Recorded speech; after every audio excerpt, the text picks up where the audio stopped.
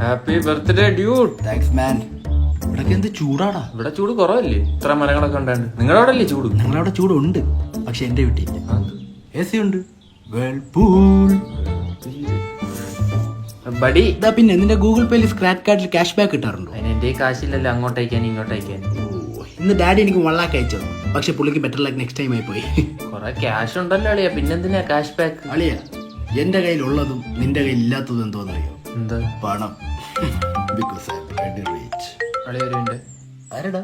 നിനക്കില്ലാത്തതും എനിക്കുള്ളതും പെണ്ണ്. ഹലോ പപ്പയുടെ മോന് പെണ്ണില്ല. ഞാൻ അവന്റെ കൂടെ നീര് വിഷു പറ. കാർത്തു നിന്നെ ഓർത്തുള്ളൂ ഇപ്പൊ. പിന്നെ വൈകിട്ട് ഒരു പാർട്ടി ഉണ്ട്, ഞങ്ങൾ വെള്ളം അടിക്കും കേട്ടോ. ഗൗതം 4 അടിക്കുന്നു. 4 അടിച്ചാൽ വാള് വയ്ക്കും. വാള് വെച്ചാൽ എന്നെ വണ്ടി കയറ്റുന്നില്ല. എന്റെ വണ്ടി എറിഞ്ഞൂടെ? താറ് ഇതിപ്പോ കൊടുത്തു ഞാൻ പ്രാങ്ക്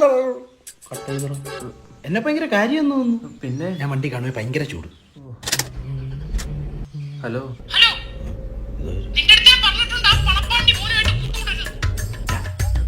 ഹലോ, നീ എന്ത് മിണ്ടാതെക്കുന്ന പെണങ്ങാതെ? ഇങ്ങനെ ഉണ്ടാ പെണ്ണുങ്ങൾ എപ്പോഴും ഈ കാറിൽ തന്നെ നിരങ്ങുന്നോണ്ട് നിന്റെ ബ്ലൂടൂത്ത് ഇതിൽ കണക്ട് ആവുമായിരിക്കും അല്ലേ? അയ്യോ, കണക്ട് ആയോ? വെറുതെ അല്ലക്കെ.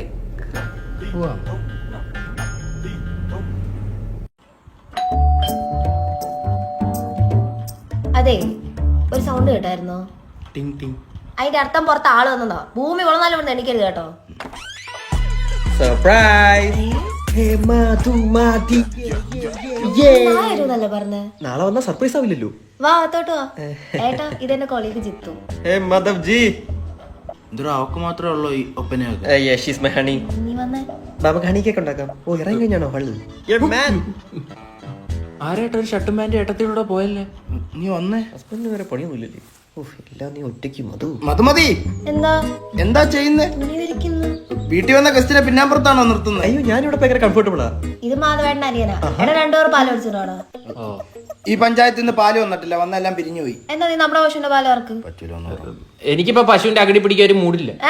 അല്ല, പാലിറക്കാൻ ഒരു മൂടില്ലെന്ന്. അതൊന്നും വേണ്ട, സാരമില്ലെന്നേ, നമുക്ക് പിരിക്കാം. നിങ്ങളവനെ പിടിച്ച് മാറ്റില്ലേ? രാത്രി ബെഡ്ഷീറ്റ് കാണും.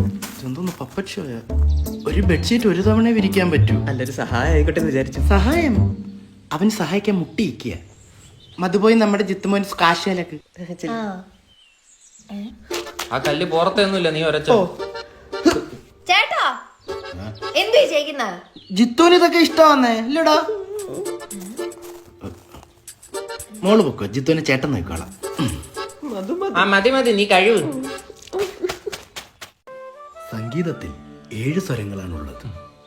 സ, ഷഡ്ജം,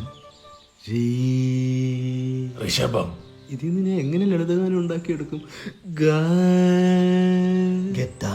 മധാമ.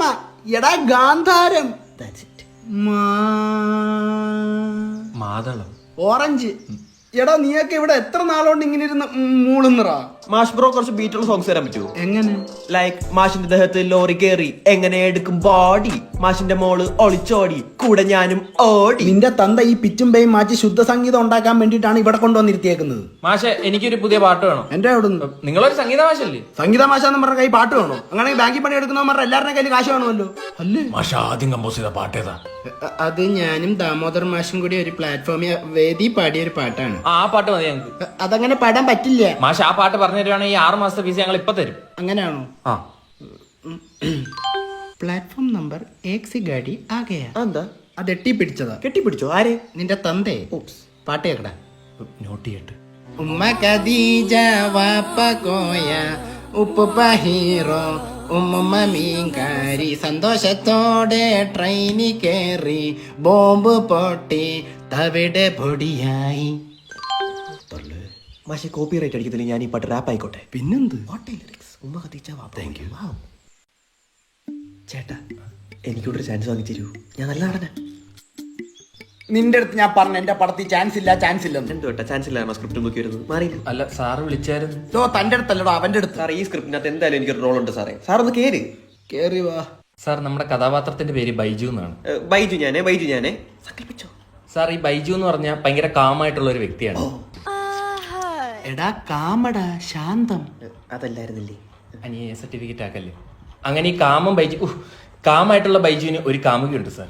തമന്നെ ഫിക്സേ സമന്തയായാലും തമന്നെ മതി സാറേ. എന്ത് അഡ്ജസ്റ്റ്മെന്റ് നമ്മൾ റെഡിയാണ് കേട്ടോ. എറിഞ്ഞു കുന്നുകളെയും കൊന്നില്ലേ സാറ് പറഞ്ഞു.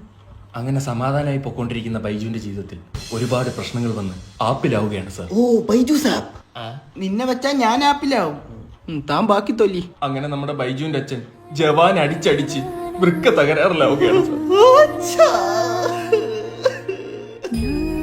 അങ്ങനെ വൃക്ക കിട്ടാണ്ടായപ്പോ സ്വന്തം കാമുകി പോലും അറിയാതെ അവളുടെ വൃക്ക എടുത്ത് അവൻ അച്ഛനെ കൊടുക്കുകയാണ് സാർ.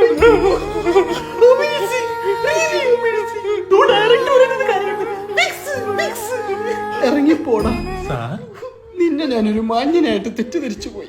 സാർ ജനങ്ങൾ ബൈജുവിനെ ഏറ്റെടുക്കും. എടുത്തിട്ടടിക്കും. സാർ ഇതെന്റെ ഡ്രീം പ്രൊജക്ട് ആണ് സാർ. എന്നാ നീ അത് ഉറങ്ങുമ്പോ കാണ്. എഴീച്ചു പോടാ. മലയാള സിനിമ എങ്ങനെ ഗതി പിടിക്കും?